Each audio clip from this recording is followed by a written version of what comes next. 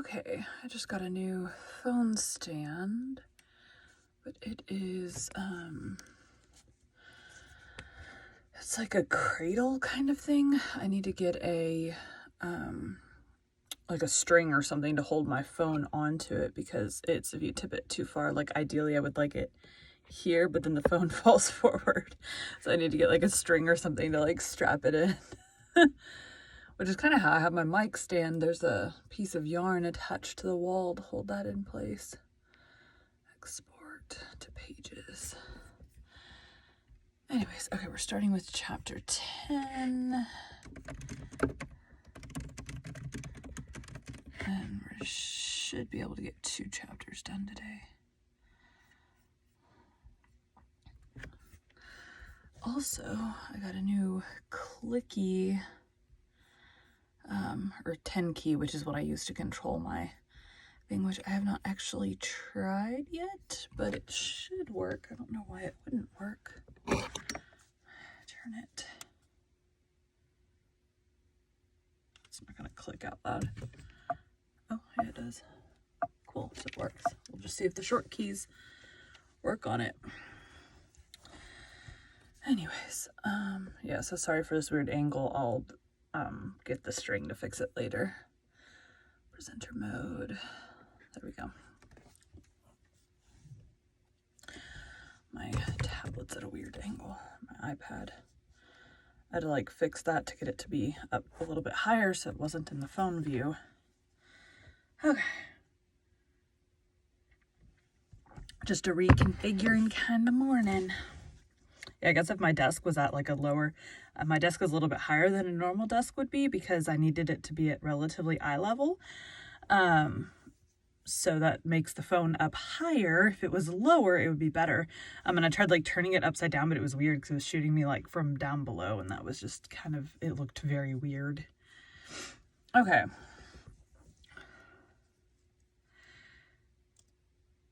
Today we'll be continuing The Phantom of the Opera by Gaston Leroux. Chapter 10. Forget the name of the man's voice. Need to breathe.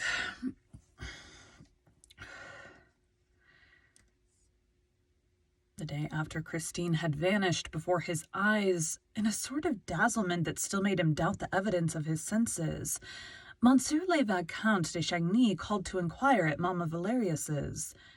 He came upon a charming picture. Christine herself was seated by the bedside of the old lady, who was sitting up against the pillows knitting. The pink and white had returned to the young girl's cheeks. The dark rings round her eyes had disappeared. Raoul no longer recognized the tragic face of the day before. If the veil of melancholy over those adorable features had not still appeared to the young man as the last trace of the weird drama, in whose toils that mysterious child was struggling, he could have believed that Christine was not its heroine at all. She rose without showing any emotion, and offered him her hand, but Raoul's stupefaction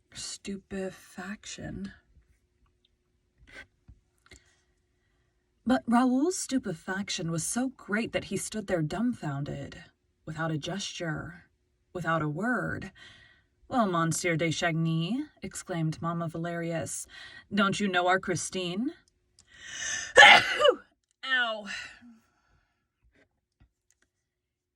"Her good genius has sent her back to us." "Mamma," the girl broke in promptly, while a deep blush mantled to her eyes. "I thought, Mamma, that there was to be no more question of that. You know there's no such thing as the angel of music." "But, child, he gave you lessons for 3 months."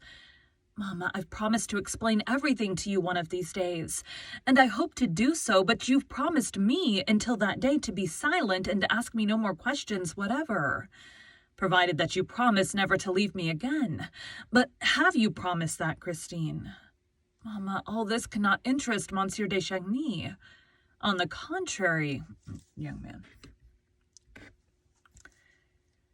"On the contrary, mademoiselle," said the young man, in a voice which he tried to make firm and brave, but which still trembled. Anything that concerns you interests me to an extent which perhaps you will one day understand.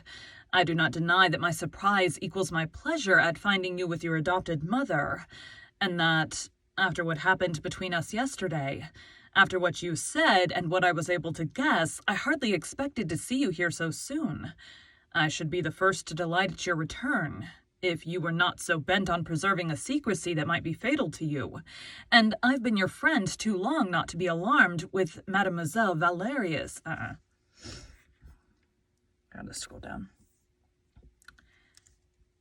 And I've been your friend too long not to be alarmed with Mademoiselle Valerius at a disastrous adventure, which will remain dangerous so long as we have not unraveled its threads, and of which you will certainly end by being the victim, Christine. At these words, Mamma Valerius tossed about in her bed. "What does this mean?" she cried. "Is Christine in danger?" "Yes, madame," said Raoul courageously, notwithstanding the signs which Christine made to him. "My God!" exclaimed the good, simple old woman, gasping for breath. "You must tell me everything, Christine. Why did you try to reassure me, and what danger is it, Monsieur de Chagny?" "An impostor is abusing her good faith." "Is the angel of music an impostor?" "She told you herself that there is no angel of music." "But then what is it, in heaven's name? You'll be the death of me." "There is a terrible mystery around us, madame, around you, around Christine. A mystery much more to be feared than any number of ghosts or genii." Whatever. I don't know how to say that word. Madame Valerius turned a terrified face to Christine, who had already run to her adopted mother and was holding her in her arms. "Don't believe him, Mummy, don't believe him," she repeated. "Then tell me that you will never leave me again," implored the widow. Christine was silent, and Raoul resumed. "That is what you must promise, Christine. It is the only thing that can reassure your mother and me. We will undertake not to ask you a single question about the past, if you promise us to remain under our protection in future." "That is an undertaking which I have not asked of you, and a promise which I refuse to make you," said the young girl haughtily. "I am mistress of my own actions, Monsieur de Chagny. You have no right to control them, and I will beg you to desist henceforth as to what I have done during the last fortnight. There's only one man in the world who has the right to demand an account of me, my husband. Well, I have no husband, and I never mean to marry." She threw out her hands to emphasize her words, and Raoul turned pale, not only because of the words which he had heard, but because he had caught sight of a plain gold ring on Christine's finger. "You have no husband, and yet you wear a wedding ring." He tried to seize her hand, but she swiftly drew it back. "That's a present," she said, blushing once more, and vainly striving to hide her embarrassment. "Christine, as you have no husband, that ring can only have been given by one who hopes to make you his wife. Why deceive us further? Why torture me still more? That ring is a promise, and that promise has been accepted." "That's what I said," exclaimed the old lady. "And what did she answer, madame?" "What I chose," said Christine, driven to exasperation.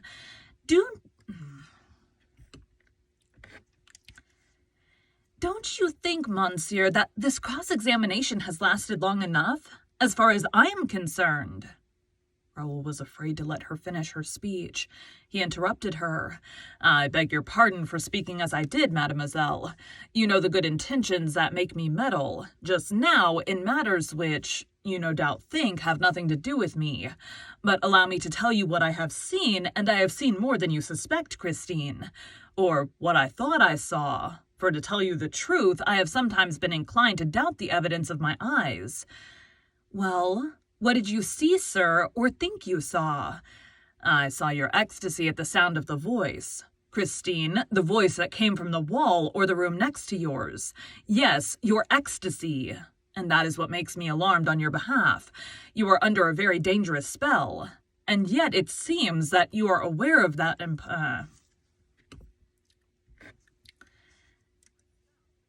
And yet it seems that you are aware of the impostor because you say today that there is no angel of music. In that... my voice. In that case, Christine, why did you follow him that time? Why did you stand up with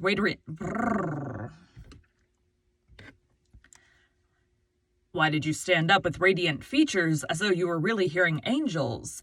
It is a very dangerous voice, Christine. For I myself, when I heard it, was so much fascinated by it that you vanished before my eyes, without my seeing which way you passed. Christine, in the name of heaven, in the name of your Father who is in heaven now, and who loved you so dearly and who loved me too. Christine, tell us. Tell your benefactress and me, to whom does that voice belong? If you do, we will save you in spite of yourself. Come, Christine, the name of the man who had the audacity to put a ring on your finger. Monsieur de Chagny, the girl declared coldly, you shall never know. Thereupon, seeing the hostility with which her ward had addressed the Viscount, Mamma Valerius suddenly took Christine's part. And if she does not love that man, Monsieur le Viscount, even then it is no business of yours. Alas, madame, Raoul humbly replied, unable to restrain his tears. Alas, I believe that Christine really does love him, but it is not only that which drives me to despair. For what I am not certain of, madame, is that the man whom Christine loves is worthy of her love. It is for me to be the judge of that, monsieur, said Christine, looking Raoul angrily in the face. When a man, continued Raoul, adopts such romantic methods to entice a young girl's affections, the man must be either a villain or the girl a fool. Is that it? Christine! Raoul, why do you condemn a man whom you've never seen, whom no one knows, and about whom you yourself know nothing? Yes, Christine. Yes, I at least know the name that you thought to keep from me forever. The name of your angel of music, mademoiselle, is Eric. Christine at once betrayed herself. She turned as white as a sheet and stammered. Who told you? You yourself. How do you mean? By pitying him the other night, the night of the masked ball. When you went to your dressing room, did you not say, poor Eric? Well, Christine, there was a poor Raoul who overheard you. This is the second time that you've listened behind the door, Monsieur de Chagny. I was not behind the door. I was in the dressing room, in the inner room, mademoiselle. Oh, unhappy man, moaned the girl, showing every sign of unspeakable terror. Unhappy man, do you want to be killed? Perhaps. Raoul uttered this perhaps with so much love and despair in his voice that Christine could not keep back a sob. She took his hands and looked at him with all the pure affection of which she was capable. Raoul, she said, forget the man's voice and do not ever... Forget the man's voice and do not even remember his name. You must never try to fathom the mystery of the man's voice. Is the mystery so very terrible? There is no more awful mystery on this earth. Swear to me that you will make no attempt to find out, she insisted. Swear to me that you will never come to my dressing room unless I send for you. Then you promise to send for me sometimes, Christine. I promise. When? Tomorrow. Then I swear to do as you ask. He kissed her hands and went away, cursing Eric and resolving to be patient.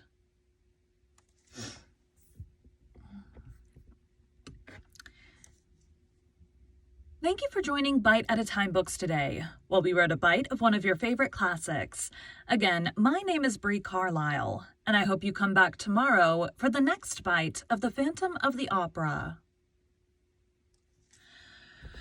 My goal this week is to stay ahead on editing, because last week it was mostly there but not quite there. I'm going to do my best not to drop this controller thing. Thanks guys, next chapter up.